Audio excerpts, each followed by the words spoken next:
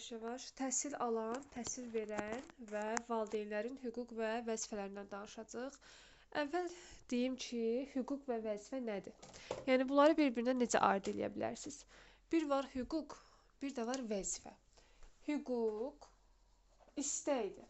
Yəni istəyinizdən asılıdır sizin. İstəsəz edərsiniz, istəməsəz etmərsiniz. Amma vəzifə isə borcdur. Yəni bunu etməlisiniz. Nə deməkdir bu? Yəni məsələn tutaq ki, hər hansı bir şey valideynin vəzifəsidirsə, məsələn deyirəm, valideynin vəzifəsidirsə, buna bütün valideynlər əməl etməlidir. Yəni bütün valideynlərə aiddir. Bütün valideynlərin əməl etməli olduğu bir qayda vəzifədir, borcdur. Və yaxud da məsələn, hər hansı bir qayda şagirdin vəzifəsidirsə, onda buna bütün şagirdlər bu vəzifəyə, məsələn, tutaq ki, deyirəm, söylənilən vəzifəyə, borca əməl etməlidirlər. Yəni sanki bir qayda tərtib olunub və valideynlərə şamil olunub və yaxud da müəllimlərə şamil olunub və buna hamı nə etməlidir? Əməl etməlidir, əgər vəzifədirsə. Amma hüquqdursa, istəkdən asılıdır. İstəsə eləyər, istəməsə eləməz. İstəkdən asılı olan bir şeydir. Aydındır? Məcburiyyət yoxdur. Hamıya şamil olunmursa, bu nə olacaq? Hüquq olacaq. İndi gəlin baxaq bir-bir. 3-4 dənə açar söz verəcəm sizə ki, bu hüququn açar sözləridir. Ondan sonra başlayacağım bir-bir hüquq vəzifələri sadalamağa, sizdən soruşmağa. Diqqətlə qulaq asın. Hüququn hansı açar sözləri var? Əvvəlcə onlara baxaq. Məsələn, seçmək.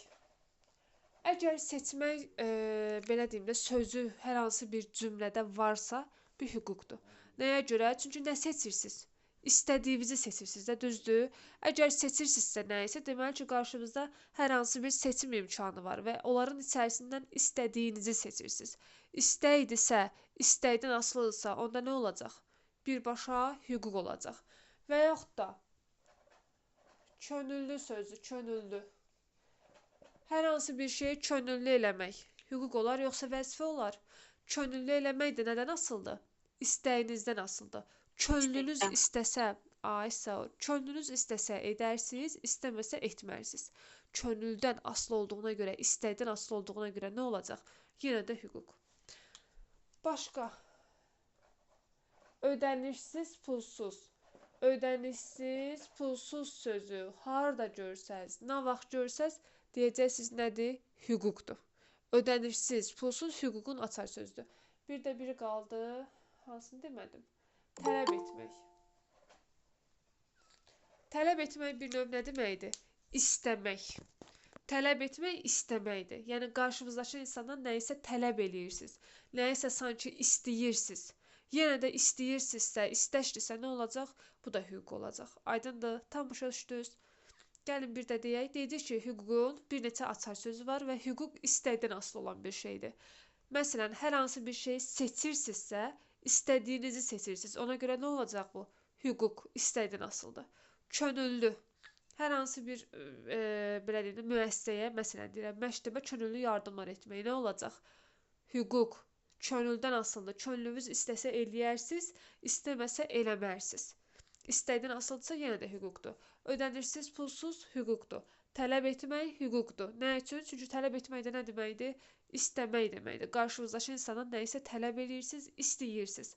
Aydındır? Yəni, gəlin bir-bir deyək. Məsələn, deyirəm ki,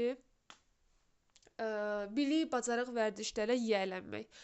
Sizcə kimin nəyi olar? Düşünün. Təhsil alan şagirdin borcu, vəzifəsi deyək də. Ay, sağ ol. Bilik, bacarıq vərdişlərə kim yiyələnir? Şagird. Onlara yiyələnmək bütün şagirdlərin vəzifəsidir, borcudur. Bu bir qayda qanundur ki, bütün şagirdlər neynəsin? Onlara ötürülənlərə qulaq assın və neynəsin? Qəbul eləsin, öyrənsin. Əgər mən bunu hüquq kimi qoysaydım, əgər hüquq desəydik, 10 uşaqdan 9-u dərs oxumazdı. Özləri müdafiə eləyərdilər. Deyərdilər ki, mənim belə bir hüququm var. İstəsəm oxuyaram, istəməsəm oxumaram, amma elə bir şey yoxdur. Biz onun qarşısını ala bilmərik, əgər hüquq olsaydı. Amma bu nədir? Vəzifədir. Bütün şagirdlərə şamil olunur ki, onlar gedib dərslərini oxusunlar. Yaxşı, bəs vaxtı-vaxtında tapşırıqları yerinə yetirmək. O vəzifə borcudur. Bu da şagirdin vəzifəsidir. Bəli, doğrudur. Yaxşı, bəs Üzürsüz səbəbdən dərsdən yayınma hallarına yol verməmək. Bu da borcudur. Ay sağ ol, düzdür. Bu da vəzifədir, bu da borcdur. Bütün şagirdlər nə etməlidir? Vaxtı-vaxtına dərsə gəlməlidir. Əgər mən bunu yenə də hüquq kimi qoysaydım, onda 10 nəfərdən 8-dir, 9-u dərsə gəlməzdi. Deyərdi mən istəsəm belə bir hüququm var. İstəsəm gələrəm, istəməsəm gəlmərəm. Onun qarşısını almaq olar? Yenə də yox. Ona görə də bu nə olacaq? Vəzifə.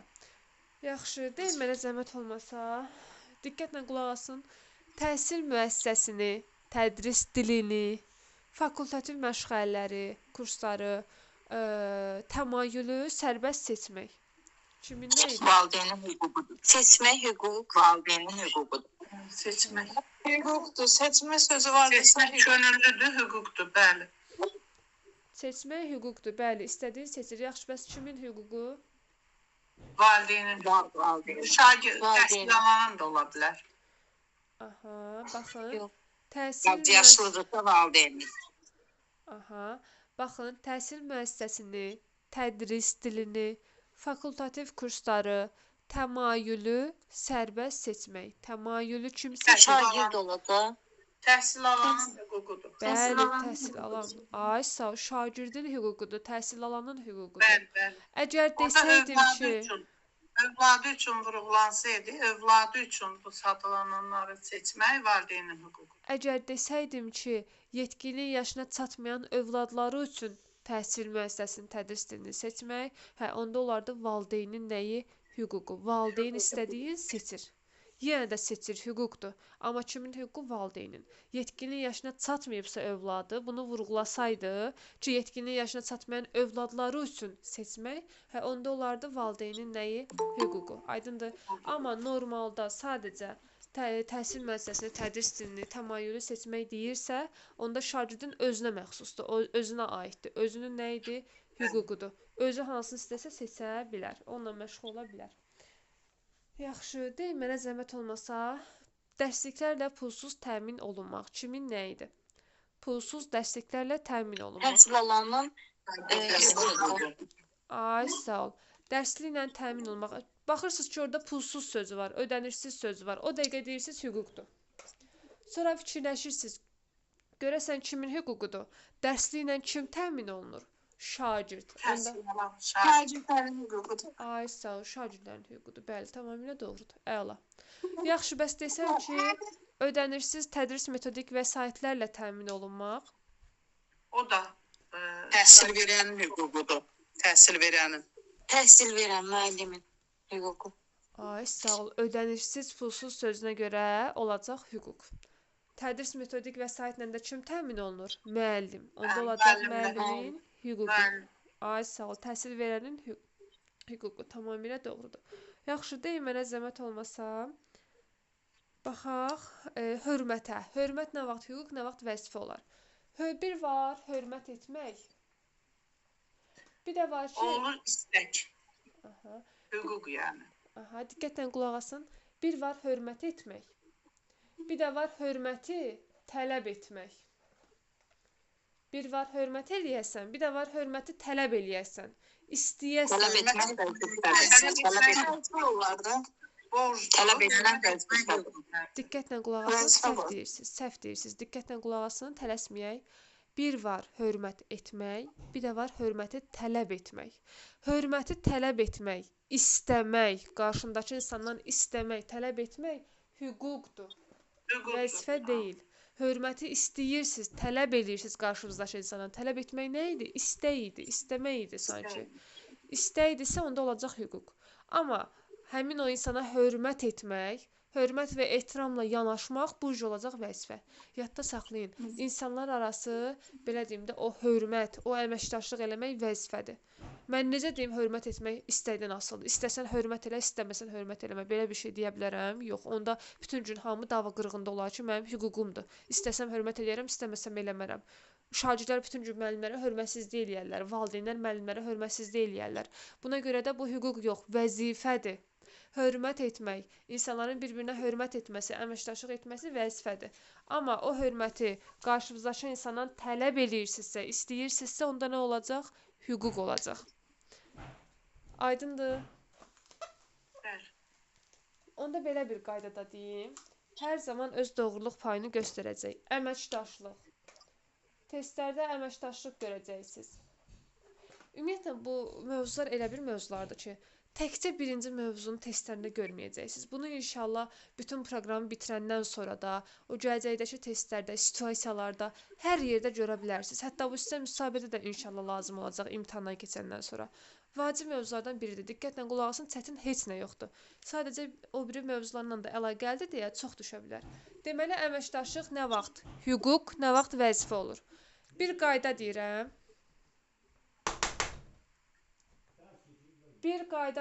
Canlı ilə canlı arasında əməkdaşlıq vəzifədir. Canlı kimdir? İnsanlardır, düzdür? İnsanlar arası əməkdaşlıq vəzifədir. Amma canlı ilə cansız arasında əməkdaşlıq hüquqdur. İstəsən edərsən, istəməsən etməzsən. Belə yadda saxlayın ki, insanların bir-birinə hörmət etməsi, əməkdaşlıq etməsi vəzifədir. Canlılar arasında əməkdaşlıq etmək nədir? Vəzifədir. Siz deyə bilmərsiniz, mən istəsəm əməkdaşlıq eləyərəm, istəməsəm eləmərəm. Canlı vəzifə. Amma canlı ilə cansız arasında əməkdaşlıq hüquqdur. Məsələn, tutaq ki, müəllimlə valideyn arasında əməkdaşlıq hüquq olar, yoxsa vəzifə olar? Vəzifə. Ay, sağ ol. Müəllim, Canlı valideyn. ilə canlı arasındadır da vəzifə. Bəli. Yaxşı, psixoloqla məktəb rəhbəri arasında əməkdaşlıq. Canlı vəzifə. Psixoloqla, bəli, məktəb rəhbəri. İkisi də canlıdırsa vəzifə. Valideynlə rəhbər arasında əməkdaşlıq. O da canlıdır hər ikisi. Məncə. Bəli, valideyn də canlı, rəhbər də canlı, vəzifə doğrudur. Yaxşı, rəhbərlə şagirdlər arasında əməkdaşlıq. O da vəzifə. Vəzifə. Təhsil müəssisəsindən valideyn arasında əməkdaşlıq.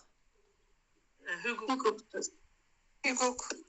Müəssə, valideyn, müəssə cansız, valideyn canlı.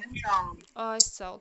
Cansız canlı olduğuna görə hüquqdur. Çünki müəssə canlı deyil. Demir ki, müəssisənin iştirakçıları. Deyir müəssə, bina cansızdırsa, cansızla valideyn arasında əməkdaşlıq, canlı arasında əməkdaşlıq olacaq hüquq. Necə ki, məsələn, misal gətirirəm. Təhsil müəssisəsində könüllü yardımlar etmək. Könüllü yardım varsa, olacaq hüquq. Təhsil müəssisəsində kim istəsə yardım eləyər, istəməsə eləməz. Valideyn. Valideynlə o müəssisə arasında əməkdaşlıq hüquqdur. İstəsə eləyər, istəməsə eləməz. Aydındır? Tam başa düşdünüz bura qədər? Bəli. Heç nə qaranlıq qalmadı? Yaxşı. Əməkdaşlığın da qaydasını bildik. Canlı arasında əməkdaşlıq vəzifədir. Cansız canlı arasında əməkdaşlıq hüquqdur. Keçək baxaq qaydalara. Qaydalar nə vaxt hüquq, nə vaxt vəzifə olur? Ümumiyyətlə, kimin vəzifəsi, məsələn, tutaq ki, daxili nizam-intizamdır, kiminki etik davranışı. Diqqətlə qulaq asaq qarışdırmamaq üçün. Bir var, daxili nizam-intizam qaydalarına əməl etmək. Məktəb daxili nizam-intizam qaydalarından söhbət gedir. Bir də var, etik davranış qaydalarına əməl etmək. Daxili nizam-intizam qaydalarına əməl etmək, yəni məktəb daxili intizam qaydalarına əməl etmək həm müəllimin, həm valideynin, həm də şagirdin nəyi olar sizcə? Nizam-intizam qaydalarına əməl etmək nəyi olar? Vəzifəsi olur. Borcu olmalı. Vəzifə. Ay, sağ ol. Müəllimin də, şagirdin də, valideynin də vəzifəsidir. Çünki qayda sözü harda görürsəz, qaydaya əməl etmək. Birbaşa deyim vəzifədir. Çünki o qaydalar tərtib olunubsa, deməli ona hamı əməl etməlidir. Məsələn, müəllimlər üçün tərtib olunmuş bir qaydadır, onda buna bütün müəllimlər əməl etməlidirlər. Şagirdlər üçün tərtib olunubsa, bütün şagirdlər əməl etməlidirlər. Qaydalar birmənalı olaraq hamı üçün nəzərdə tutulur. Borcdur ona əməl etmək, vəzifədir. Daxili nizam-intizam qaydalarına əməl etmək hər üçünün vəzifəsidir. Məktəbə gəlirlərsə, o məktəbin nizam-intizam qaydalarına da əməl etməlidirlər. Müəllim də, valideyn də, şagird də. Yaxşı, bəs etik davranış qaydalarına əməl etmək kimin nə idi? Etik davranış qaydalarına əməl etmək. Müəllimin. Ay, sağ ol. Etik davranış qaydaları. Bəli. Etik davranış qaydaları müəllimə də aid olur, valideynə də təhsil alana. İndi baxın, diqqətlə qulaq asın. Bəli. Baxın, qayda varsa, qaydaya əməl etmək. Birbaşa deyirəm ki, bu nədir? vəzifədir. Yaxşı, düşünürəm görəsən bu kimin vəzifəsidir? Etik davranış qaydalarını biz sizlə ayrı mövzu olaraq keçəcəyik ayrıca. Orada 7 dənə qayda var ki, sırf müəllimə aiddir. Yəni o qaydalar elə bir şəkildə tərtib olunub ki, sırf müəllimə şamil olunub, müəllim üçün nəzərdə tutulub. Məsələn, içərisində onun qanunçuluq var. Müəllim qanun pozuntusuna yol verməməlidir. Rüşvət qəbul etməməlidir. Korrupsiya olmaz, rüşvət olmaz. Bu şagirdə aiddir, yoxsa müəllimə aiddir? Təbii ki, sağ olun, müəllimə aiddir. Bəli, 7 dənə etik davranış qaydamız var ki, onların hamısı müəllim üçün tərtib olunub. Əgər müəllim etik davranış qaydasını pozarsa, 1 il müddətində işdən azad olunur, işinə xitam verilir. Aydındır? Deməli, daxili nizam-intizam qaydalarına əməl etmək dedik, üçünün də vəzifəsidir. Həm müəllim, həm şagird, həm valideyn, amma etik davranış qaydalarına əməl etmək yalnız müəllimin vəzifəsidir. Yalnız müəllimə aiddir. Qarışdırmayacaq bunları. Bir də xahiş edirəm, təkrar edərsiniz. Aha. Əgər sizə verilən situasiyalarda, cavablarda qaydaya əməl etmək varsa, birbaşa deyəcəksiniz bu vəzifədir. Qaydalar hamının əməl etməsi üçün tərtib olunur. Bir var daxili nizam-intizam qaydalarına əməl etmək, yəni məktəb daxili intizam qaydalarından söhbət gedir. Məktəb daxili intizam qaydalarına hamı əməl etməli olduğuna görə həm müəllimin, həm valideynin, həm də şagirdin vəzifəsidir. Məktəbin içərisində müəllim də, ora gələn valideyn də, orada təhsil alan şagird də o nizam-intizam qaydalarına əməl etməlidir. Üçünün də vəzifəsidir. Amma etik davranış qaydalarına əməl etmək isə etik davranış qaydaları elə bir qaydalardır ki, elə 7 dənə qayda tərtib olunub ki, sırf müəllimə aiddir. Onu da ayrı mövzu olaraq keçəcəyik ətraflı. Orada məsələn qanunçuluq var. Qanunçuluq odur ki, müəllim qanun pozuntusuna yol verməməlidir, rüşvət, korrupsiya olmaz. Məsələn, bir dənə də misal göstərim, loyallıq var. Loyallıq odur ki, müəllim bilib-bilmədən danışmamalıdır, tənqidi ictimai münasibətlərdən uzaq olmalıdır. Yəni, qısacası, etik davranış qaydaları sırf müəllimlər üçündür. Onda deyəcəm ki, yalnız müəllimin vəzifəsidir. Aydındır, tam başa düşdünüz? Kimə qaranlıq qalmışdı, tam aydındır. Bəli, bəli, çox sağ olun, təşəkkür ederim. Siz sağ olun, əla. Başqa cür qarşımıza necə çıxa bilər? Başqa görə bilərsiniz ki, təhsil nizamnaməsinin tələblərinə əməl etmək. Nizamnamə tələbləri elə qayda-qanundur. Nizamnamənin tələblərinə əməl etmək elə daxili nizam-intizam qaydaları deməkdir. Onda deyəcəm, hər üçünün yenə də vəzifəsidir. Təhsil nizamnaməsinin tələblərinə əməl etmək həm müəllim, həm valideyn, həm də şagirdin nə idi? Vəzifəsidir. Aydındır? Yaxşı, aydınsa davam eləyək. Məsuliyyət söhbəti var ki, məsələn, dövlət, cəmiyyət və özü qarşısında məsuliyyəti dərk etmək şagirdin vəzifəsidir. Nəyə görə vəzifədir? Çünki şagirdin o məsuliyyəti olmasa, tapşırıqları yazar vaxtında. Dərsləri öyrənər, onu ötürülən bilikləri mənimsəyər? Yox. Dərsə gələr vaxtında? Yox. Tapşırıqları yazar? Yox. Qaydalara əməl eləyər? Təbii ki, xeyr. Yəni, birbaşa bütün onların əməl olunması nədən asılıdır? Məsuliyyətdən asılıdır. Deməli, məsuliyyəti dərk etmək kimin nəyi olacaq? Şagirdin vəzifəsi. Tam başa düşdünüz bunda. Yadımızda qalar bu da.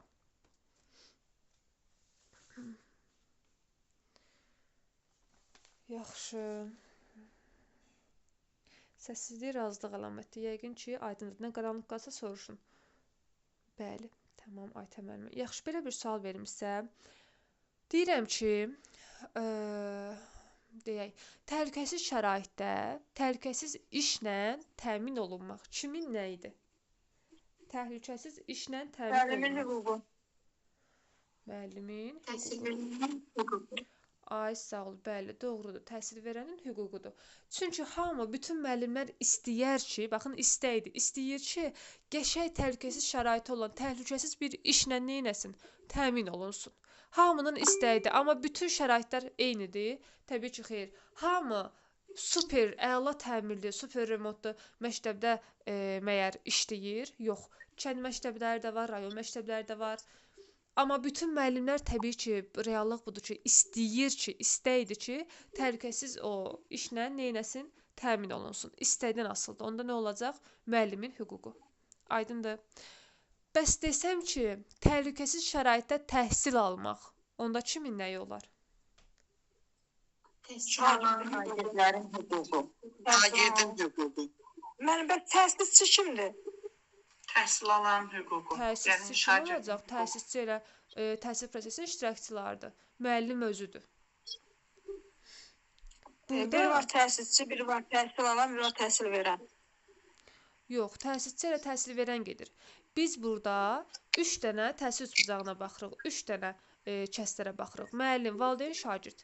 Ondan o kənardaşların bizə dəxli yoxdur, bizə aidiyyatı yoxdur. Bu hüquq vəzifələr üçünə aiddir. Müəllim, valideyn, şagirdə. Aydındır? Kitabda verilmişdi, ona görə soruşdum. Kitabda verir təsisçi, təhsil alan, təhsil verən. Yox, yox. Müəllimə, siz ki, təhsil müəssisəsini yəni açan, yaradan şəxslər nəzərdə tutulmur. Onlar da nəzərdə tutulur. Təsisçi deyəndə ümumiyyətlə o təhsil prosesinin iştirakçıları nəzərdə tutulur. Təsisçi ancaq müəllim, ancaq nə bilim o məktəbin bünövrəsini qoyan, orada ustalar falan nəzərdə tutulmur. Hamısı nəzərdə tutulur. Kitabda onu veribsə, əslində səhv verib. Niyə? Çünki burada hüquq vəzifələr üçündən söhbət gedir. Müəllim, valideyn, şagird. Aydındır? Kitabda deyir ki, təhsil prosesinin iştirakçıları. İştirakçıların altından yazır təsisçi, təhsil verən, təhsil alan. Ay, sağ ol. Bəs mən nə deyirəm? Təhsil prosesinin iştirakçılarıdır. O iştirakçılarda deyirəm üçüdür. Müəllim, valideyn, şagird. Təsisçini orada əlavə verib. Təsisçinin biz hüquq vəzifələrini danışmırıq axı, üçündən danışırıq. Kitabda da üçündən danışılır. Müəllim, valideyn, şagird. Əslində müəllimə, o özəl təhsil müəssisələrinə daha çox təsisçini aid eləmək olar da. Çünki axı onlar şəxsi adamlar tərəfindən açılır, yaradılır. Eləmək olar, eləmək olar. Prosta bu kitabda kimin hüquq vəzifələri verilib? Biz burada ustanın hüquq vəzifələrindən danışırıq. O məktəbi yaradanın, məktəbin bünövrəsini qoyanın hüquq vəzifələrindən danışılır. Yox, kitabda da danışılmır, iş orasıdır. 3 nəfərdən, 3 şəxsdən danışırıq biz burada, kurikulumda. Müəllim, şagird, valideyn, vəssalam. Digərləri yaddan çıxardı. Olursa olsun, üçündəndir də, yəni təhsil verən, təhsil alan valideyn. Bəli. Bəli, təhsil bucağı deyilir də buna. Ay, sağ ol, bəli, təhsil bucağından burada danışılır. Müəllim, valideyn, şagird, vəssalam. Aydındır. Harda qalmışdıq? Axırıncı dəfə nə sual vermişdim sizə? Təhlükəsiz şəraitdə təhsil almaq. Səhv eləmirəmsə bu sualı vermişdim. Kimin nə idi? Təhlükəsiz şəraitdə təhsil almaq.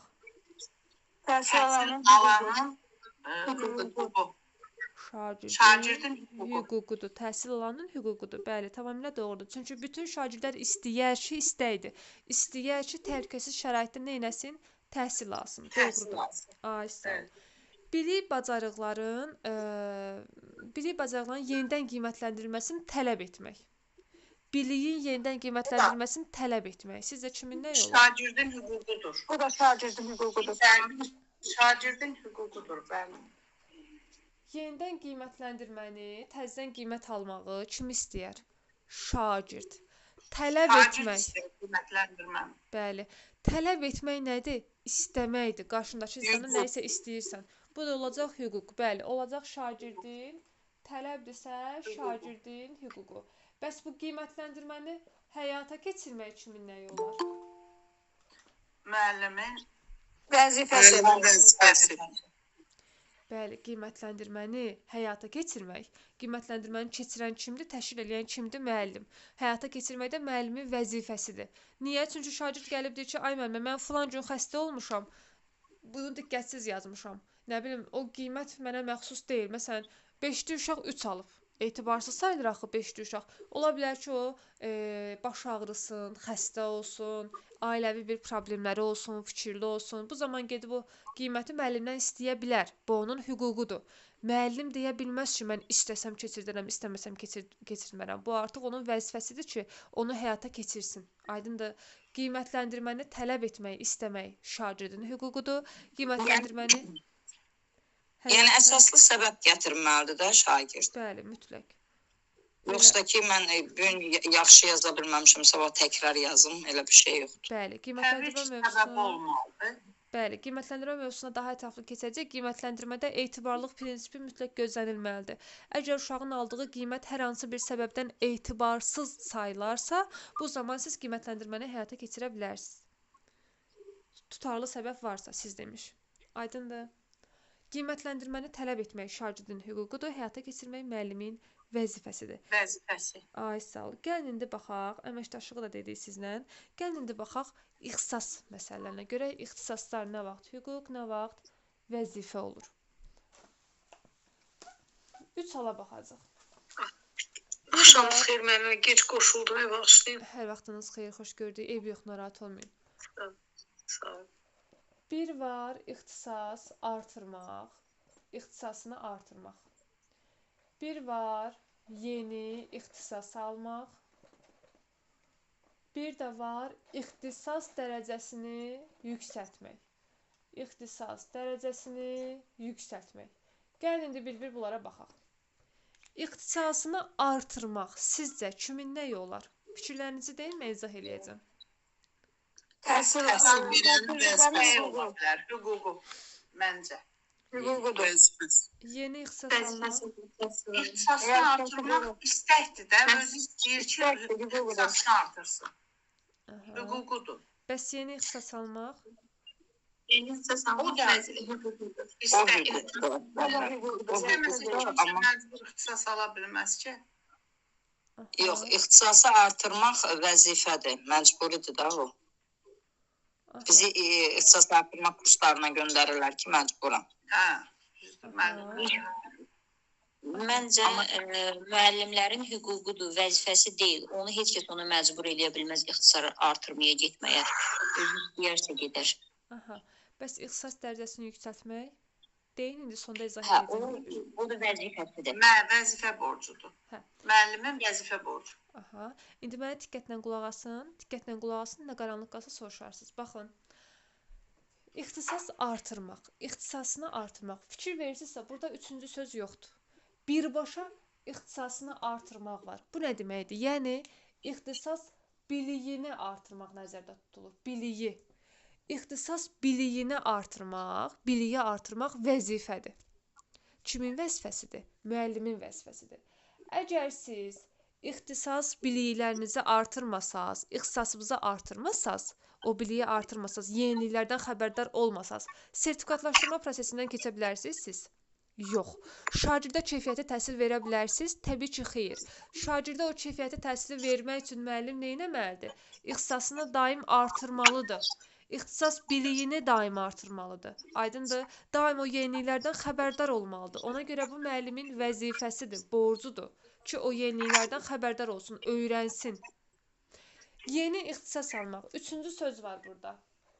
Siz öz ixtisasınızı yox, üçüncü yeni ixtisas alırsınız.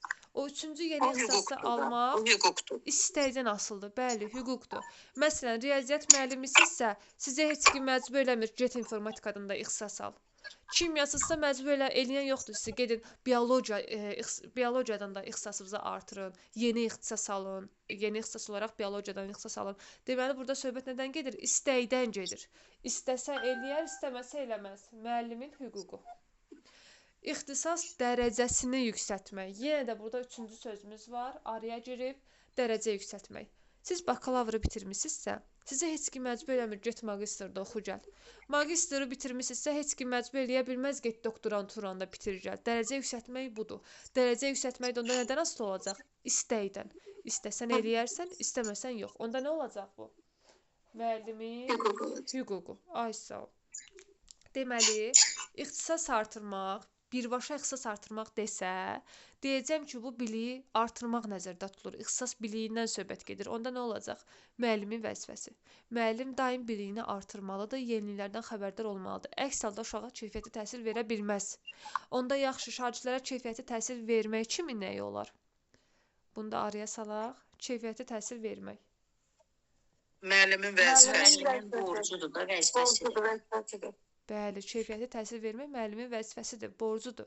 Doğrudur. Bəs nəyə görə ona müəllim adı verilib? Şagirdlərə keyfiyyətli təhsil versin deyə. İxtisasını artırmaq dediyi biliyi artırmaqdır, vəzifədir. Yeni ixtisas almaq istəkdən asılıdır, hüquqdur. Əlavə ixtisası istəsəz alarsınız, istəməsəz yox. Dərəcə yüksəltmək də istəkdən asılı olan bir şey olduğuna görə olacaq nə? Müəllimin hüququ. Tam başa düşdünüz bunu. Qarışdırmayacağıq ixtisasları. İnşallah ki, yox. İnşallah ki, yox. Deyin testdə görəcəyik, nəticələrdə görəcəyik. Yaxşı, dey mənə zəhmət olmasa, tədrisin forma, metod, vasitələrini sərbəst seçmək kimin nə idi? Tədrisin forma, Müəllimin metod. vəzifəsi, müəllimin hüququ, Hüququ müəllimin hüququdur. Mən sözü vardısa hüquqdur. Ay, sağ ol. Seçmək sözü varsa hüquqdur. İstədiyin seçir. Tədrisin forma, metod vasitəsini də kim seçər? Müəllim. O dərsin təşkil olunma formasını, metodunu, keçirmə metodunu, vasitəsini müəllim seçdiyinə görə olacaq nə? Müəllimin hüququ. Yaxşı, onda belə çıxır ki, müəllim istədiyini seçirsə, onda mən istəsəm ənənəvi dərs kimi də dərsimi təşkil edə bilərəm. Belə çıxır. Yox, yeni təlim qaydalarına uyğun Yeni gəlməlidir. forma və üslublar var axı, onlardan birini seçməlidir. Təbii. Yeni təlim qaydalarına, interaktiv təlim qaydalarına uymalıdır hamı. Hə. Çünki müasir tələbdir bu. Dərslərdə iştirak eləmisiniz, o keçən dəfəki dərsdə. Oradan yadınızda qalıb. Bəli, bəli. Ay, sağ ol, bəli, tamamilə doğrudur, əla. Baxın, tədrisin forma, metod vasitələrini sərbəst seçmək müəllimin hüququdur. Hansı metodda, hansı formadan istəsə istifadə eləyə bilər, seçib istifadə eləyə bilər. Yaxşı, bəs belə bir sual verilə bilər ki, sizə, onda belə çıxır ki, müəllim ənənəvi formada da dərsini keçə bilər, deyəcəksiniz, yox. Nəyə görə yox? Çünki müəllimin belə bir vəzifəsi var ki, müəllim interaktiv təlim metodlarını öyrənib istifadə etməlidir, tətbiq etməlidir. Hansı metodları tətbiq etməlidir? İnteraktiv, müasir metodları. Onda belə çıxır ki, bu vəzifənin qarşısında belə çıxır ki, onda müəllimin hüququdur ki, müəllim o müasir metodların içərisindən istədiyini seçsin. Ənənəvi metod yox, müasir metodların içərisindən istədiyini seçə bilər. Aydındır, tam başa düşdünüz? Qaranlıq qalmadı bu da. Yaxşı. Sağ olun. Siz sağ olun. Seçkili vəzifələrə seçmək, seçilmək. Seçkili vəzifələrə seçilmək kimin nə olar? Hüquqdur, müəllimin hüququ. Ay, sağ ol.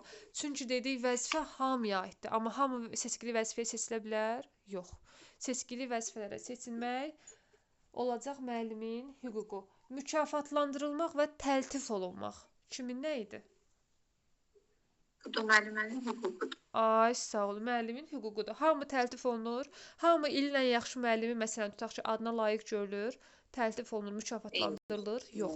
Bəziləri hamıya şamil olunmursa, hamıya edilmirsə, vəzifə deyə bilmərəm buna. Vəzifə elə bir şeydir ki, hamıya şamil olunsun. Ona görə olacaq hüquq. Yaxşı, bəs dövlət siyasətinin həyata keçirilməsində iştirak etmək. Dövlət siyasətinin həyata keçirilməsində iştirak etmək kimin nə olar? Vəzifəsidir. Ay, sağ ol. Təhsil qanununa əməl etmək. Ay, sağ ol.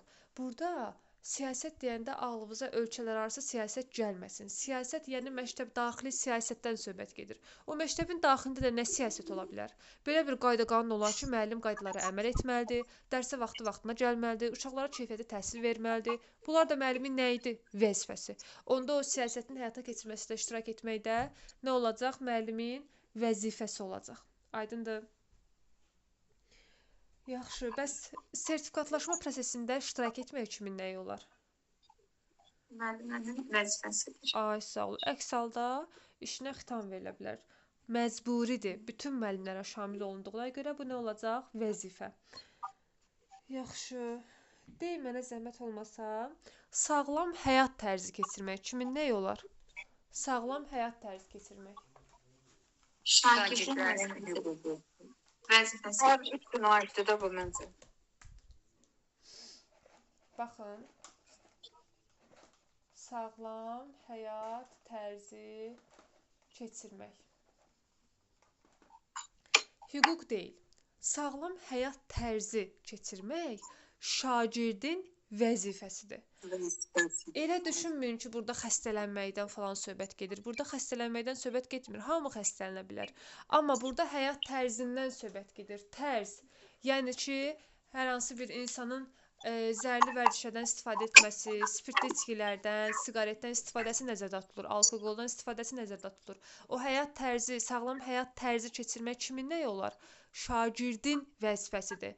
Əgər mən bunu şagirdin hüququ desəm, Onda bir də görəcəksiniz orada balaca uşaqlar gedib siqaret çəkirlər, spritskilərdən istifadə edirlər, içirlər. Deyəcəklər ki, onda mənim belə bir hüququm var, haqqım var ki, istəsəm eləyərəm, istəməsəm eləmərəm. Biz bu hüququn neyniyəcək, tapdalamayacaq. Belə bir şey göz yummaq olar. Bir dənə düşünün, təsəvvür edin. Təbii ki, xeyr, göz yummaq olmaz. Azyaşlı uşaqların o zərərli vərdişlərdən istifadə etməsinə göz yummaq qeyri-mümkündür. Ona görə bunu mən hüquq kimi qoya bilmərəm.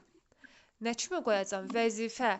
Bütün şagirdlərin belə bir vəzifəsi var ki, sağlam həyat tərzi keçirsin. Böyüklərin də həyat tərzinə təbii ki, biz qarışa bilmərik. İndi böyüklər istəyən istifadə edir, istəməyən eləmir. Valideynə də aiddir, müəllimə də aiddir. Amma şagirdlər, az yaşlıları, elə düşünün, elə yada saxlayın ki, sağlam həyat tərzi keçirməsi vacibdir, vəzifədir. Hüquq kimi bunu onların qarşısına qoya bilmərəm. Tam başa düşdünüz nəyə görə? Şagirdin vəzifəsidir. Bəs desəm ki, zərərli vərdişlərdən, təhsil alanları zərərli vərdişlərdən çəkindirmək. Müəllimin vəzifəsi. Ay, sağ ol, müəllimin vəzifəsi. Sizə belə bir situasiya veriləcək. Veriləcək ki, məsələn, məktəbin həyətində şagird, məsələn, siqaret çəkir. Və onun fən müəllimi də bu vəziyyəti görür, amma görməzdən gəlir. Deyəcək, düzgün olan variantı seç. Belə bir cavab verilə bilər ki, müəllim orada təhsil alanları zərərli vərdişlərdən çəkindirmək vəzifəsini pozur. Düz deyirəm, yoxsa səhv deyirəm? Bəli, düz deyirəm. Ay, sağ ol, doğru deyirəm. Çünki həqiqətən də müəllim onu görməzdən gəlir. Görür, amma eləmir. O uşağı zərərli vərdişdən çəkindirmir. Çəkindirmirsə, onda o vəzifəsini pozur. Yaxşı, bəs burada başqa hansı pozulma var? Bir də şagirdin qaydanı pozma var, nizam-intizam qaydası deyək də, belə. Yoxsa? Məktəb daxili nizam-intizam qaydasından söhbət gedir, düzdür? Aha, məktəb daxili nizam-intizam qaydasına əməl etmək vəzifəsini pozur. Doğrudur, bu da düzdür. Çünki həqiqətində məktəbin həyətində siqaret çəkir. Onu da pozur. Bir dənə də başqa vəzifə var ki, onu da pozur. Hansı vəzifədir? Hansı vəzifədir? Gözünüzün qabağındadır, baxın. Siqaret çəkir. Sağlam həyat tərzi. Bəli, sağlam həyat tərzi keçirmək vəzifəsində pozur bu uşaq. Siqaret çəkirsə, demək ki, bu vəzifəni avtomatik pozub. Həm məktəb daxili nizam-intizam qaydalarına əməl etmək vəzifəsini pozub. Çünki məktəbin içərisində, daxilində, həyətində çəkib o siqareti. Həm də sağlam həyat tərzi keçirmək vəzifəsini pozub. Belə bir nüansı vurğuluyum. Sizi çaşdırmaq üçün testlərdə belə bir şey sala bilərlər. Məsələn, mənim indi verdiyim situasiya məktəbin həyətində pozulmuş bir qaydadır. Amma sizə belə verə bilərlər ki, müəllim məktəbdən evə gedən yolda siqaret çəkir. Sizə orada variantlarda versələr ki, uşaq burada məktəb daxili nizam-intizam qaydalarını pozur, onu düz götürəcəksiniz, yoxsa səhv götürəcəksiniz? Xeyr, səhvdir. Səhv götürür. Ay, sağ ol, səhvdir. Nəyə görə səhvdir? Çünki o məktəbin içərisində deyil axı. Daxili nizam-intizam qaydaları məktəbə aiddir. Məktəb daxili intizam qaydalarına aiddir. Məktəbin həyətində, məktəbdə, yan yörəsində orada müəllimin etiraz eləməyə, yəni düzgündür o. Əgər elə bir şey yazmışsa. Bəli, düzgündür.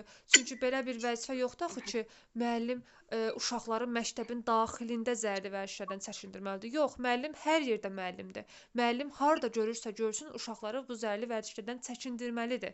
Çünki təhsil alanları zərərli vərdişlərdən çəkindirmək müəllimin vəzifəsidir. Harda olmasından asılı olmayaraq. Amma o daxili nizam-intizam qaydaları, o daxili nə deməkdir? Yəni məktəbin daxilindən söhbət gedir. İctimaiyyətdən söhbət getmir, düzdür? Ona görə bir dənə orada o nüansa diqqət eləməlisiniz ki, daxildədirmi, yoxsa xaricdədirmi? Aydındır? Bir dənə o vəzifədə diqqət eləyəcəksiniz. Amma sağlam həyat tərzi keçirməkdir, təhsil alanları zərərli vərdişlərdən çəkindirməkdir. Bunlar hər bir hala aiddir. Aydındır? Hər bir vəziyyətə aiddir. Məsələn, uşaq məktəbdə deyilsə, məktəbdən evə gedirsə, yolda o siqareti çəkirsə, bu demək deyil ki, sağlam həyat tərzi keçirmək onun onda hüququna çevriləcək, istəsə çəkə bilər. Belə bir şey deyə bilərəm? Yox. Qısa, konkret, sağlam həyat tərzi keçirmək şagirdin vəzifəsidir. İstəyir məktəbə gedən yolda olsun, istəyir evə gedən yolda olsun, istəyir evdə olsun, fərqi yoxdur. Şagirddirsə o vəzifəyə əməl etməlidir. Tam başa düşdünüz bu yerini, hissəsini? Bəli, müəllim. Aydındır. Amma orada desək ki, uşaq evə gedən yolda siqaret çəkir, burada məsələn deyirəm, məktəb daxili nizam-intizam qaydalarına əməl etmək vəzifəsini pozur, deyəcəm səhvdir. Çünki məktəbin içərisində deyil, daxildə deyil, xaricdədir. Amma desəydi ki, sağlam həyat tərzi keçirmək vəzifəsini pozur, düz götürərdim, yoxsa səhv götürərdim? Düz götürərdik. Düzdür müəllim, düzdür. Ay, sağ ol, bəli, sağlam həyat tərzi keçirmək vəzifəsini pozur, tamamilə doğrudur, əla.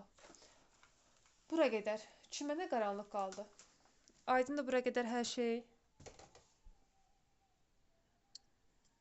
Bəli, müəllim. Yaxşı. Onda belə bir sual verim sizə. Əlavə məşğələlər, məktəbdən kənar, sinifdən kənar tədbirlər həyata keçirmək kimin nə idi? Əlavə məşğələlər. Müəllimin hüququ. Müəllimin vəzifəsi. Müəllimənin Hüquq. hüquq deyil. Məncə istəsə keçər, istəməsə keçmər. Vəzifə borcu, mənim borcum deyil axı əlavə məşğələ. Borcunuzdur. Diqqətlə qulaq asın, borcunuzdur. Vəzifədir əlavə məşğələ keçmək. Əlavə məşğələlər, sinifdən kənar tədbirlər həyata keçirmək müəllimin vəzifəsidir. Nəyə görə vəzifədir? Hə, dərnək kimi bir şeyləri götürsək. Elə bildim müəllim bu repetitor hazırlıqlarını deyirsiniz. Yox, repetitor yox. Məktəbin içərisində əlavə məşğələ keçmək, sinifdən kənar tədbirlər həyata keçirmək. Borcumuzdur, bəli. Ay, sağ ol, müəllimin vəzifəsidir.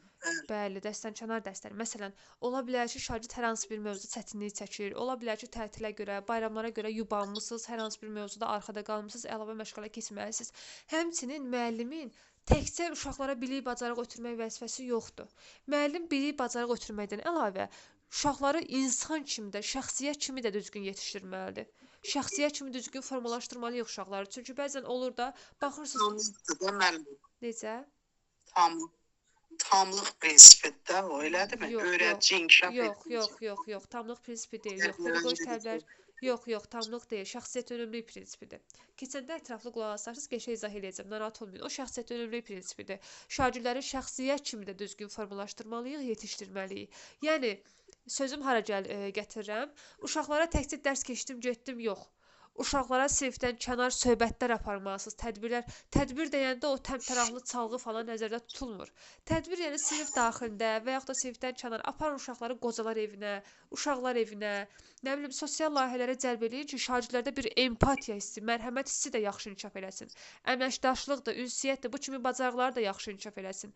Bizim təkcə vəzifəmiz uşağa bilik, bacarıq ötürmək deyil. Olar, niyə olmur? Diqqətlə qulaq asın. Uşaqlara, bizim vəzifəmiz uşaqlara təkcə bilik, bacarıq ötürmək deyil. Şagirdləri həmçinin bir şəxsiyyət, insan kimi də düzgün yetişdirməkdir. Bəzən olur, deyirik ki, filan kəsə bax, məsələn, filan kəs yaxşıdır, nə bilim, ağıllıdır, biliklidir, alimdir, digər ki, yalancıdır. Digər ki, qarşısındakı insanı başa düşə bilmir. Yalancı insandır, xəsis insandır. Fikir verirsinizsə, onda insani xüsusiyyətlər biraz azdır. Nə olsun biliyi, bacarığı var. Müəllim ona qəşəng öyrədib, biliyi, bacarıq qəşəng ötürüb, qəşəng dərsi başa salıb, hər şeyi bilir, amma digər ki, düzgün şəxsiyyət kimi formalaşdırmayıb. Şəxsiyyət kimi o qədər də yaxşı insan deyil. Deməli, müəllimin vəzifəsidir ki, uşaqları şəxsiyyət kimi də düzgün neynəsin, formalaşdırsın. Əlavə məşğələlərdə də bunu eləyə bilər. Sinifdən kənar, məktəbdən kənar tədbirlər də həyata keçirərək eləyə bilər. Sosial layihələrə cəlb eləyə bilərsiniz. Nə bilim, qocalar evi, uşaqlar evinə də apara bilərsiniz ki, uşaqlarda hansı hisslər formalaşsın, mərhəmət, empatiya hissləri formalaşsın. Uşaqlar insan kimi, şəxsiyyət kimi düzgün yetişsinlər. Aydındır? Ona görə deyəcəm, bu vəzifədir. Və yaxud da ola bilər ki, dərs cəhətdən də geridə qalıblar, nəyisə başa düşməyiblər, çətinlik çəkdiyi mövzu var, tədbirə görə, nə bilim, bayramlara görə, tətillərə görə arxada qalmısınız, geridə qalmısınız proqramda. Onda əlavə məşğələ keçməlisiniz. Yadımızda qalar bu da vəzifədir. Tam başa düşdünüz? Yaxşı. Belə bir sual verim. Qəşəng düşünün, ondan sonra cavab verin.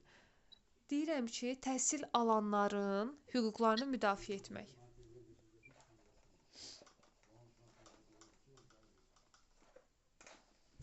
Valideynin vəzifəsidir. Aha. Hüquqların müdafiə. Valideynin vəzifəsi. Aha. Başqa kimi fikir var. Fikirlərinizi deyin. Müəllimin də vəzifəsi ola bilər də, şagirdin hüquqlarını müdafiəsi. Müəllimin vəzifəsi. Aha. İndi izah edirəm. Baxın. hüquqları müdafiə, təhsil alınan hüquqlarını müdafiə etmək belə qəbul olunub ki, valideynin hüququdur. Valideynin hüququdur. Nəyə görə hüquqdur? Baxın, həm belə yadda saxlayın. Hüquqları müdafiə hüquqdur. Belə də yadda saxlaya bilərsiniz. Başqa bir nümunə deyəcəm, elə də yadda saxlaya bilərsiniz. Görün hansı rahatdırsa elə. Yenə deyirəm, təhsil alanların, şagirdlərin hüquqlarını müdafiə etmək valideynlərin hüququdur, istəyindən asılıdır. Məsələn, tutaq ki, övladınız gedib dərsə, hazırlıqsız gedib, dərsi öyrənməyib. Səslərimiz bağlayıq, əlavə səslər gəlməsin, zəhmət olmasa. Məsələn, hazırlıqsız gedib dərsə, dərsi öyrənməyib və yaxud da məsələn tapşırığı yazmayıb, müəllim görür bu vəziyyəti, həmin uşağa, övladınıza acıqlanır. Deyir, məsələn, nəyə görə yazmamısan, səbəb nədir? Nə bilim, biraz acıqlanan kimi uşaq da başlayır ağlamağa. İndi uşaqdır da xəttinə dəyir, nə bilim, inciyir, mühakimə olunduğuna görə, müəllim onu mühakimə elədiyinə görə, əsəbləşdiyinə görə. Burada uşaq gəlib sizə desə ki, ay ana, məsələn, müəllim məni danladı, ağlatdı, əsəbləşdi. Sizin qarşınızda iki seçiminiz var. Bəzi valideynlər deyir ki, yaxşı elədi, əcəb elədi. Çünki sən dərsi öyrənməmişdin, öyrənsəydin, məsələn, acıqlanmazdı, mühakimə eləməzdi, sən yaxşılığın üçün istəyir. Baxın, hüquqları müdafiə elədi uşağın. Uşaqların hüquqları müdafiə elədi? Yox. Bu bir variant. Bəli, bəziləriniz də sizin kimidir. Bəziləriniz də deyəcək ki, yaxşı, baş üstə, sabah gedəcəm müəllimlə danışacağam, görüm mənim uşağıma nəyə görə acıqlanıb, niyə əsəbləşib, yazmayıb, nə olacaq, mənim uşağımı niyə ağladır, niyə əsəbləşir, niyə üstünə qışqırır. Bəziləriniz də gedəcək, o uşaqların hüququ, övladınızın hüquqlarını müdafiə eləyəcəksiniz. Bu nədir? Hüquqları müdafiə. Deməli, qarşınızda iki seçim var. İstədiyinizi seçirsiniz. Əgər istəyirsinizsə ki, uşaqların hüququ müdafiə eləyəsiniz, gedib danışacaqsınız. Yox, əgər desəz ki, yaxşı eləyib, əcəb eləyib, gələn səfər öyrənərsən, müəllim xoş qarşılayar, nə bilim, xoş münasibət göstərər, tərifləyər. Əcəb eləyib, yaxşı eləyib deyirsə, hüquqları müdafiə eləmirsə, bu da onun öz seçimidir. Aydındır, seçimdən, istəkdən asılı olduğuna görə nə olacaq bu? Valideynin hüququ. Tam başa düşdünüz? Bəli. Belə yadda qalar. Əla. Yaxşı. Deyin mənə zəhmət olmasa, tədris, belə deyim də, təhsil haqqında, o uşağın təhsili haqqında, davamiyyəti haqqında məlumat almaq. Kimin nəyi olar? Məlumat almaq. Valideynin hüququ. Valideynin hüququ. Aha. Düz deyirsiniz. Bir var uşaq haqqında məlumatı almaq. Bir də var ki, uşaq haqqında məlumatı vermək. Vermək müəllimin vəzifəsidir. Vermək müəllimin vəzifəsidir. Almaq valideynin hüququdur. Ay, sağ ol, əla. Hamınız bilirmişsiniz ki bunu.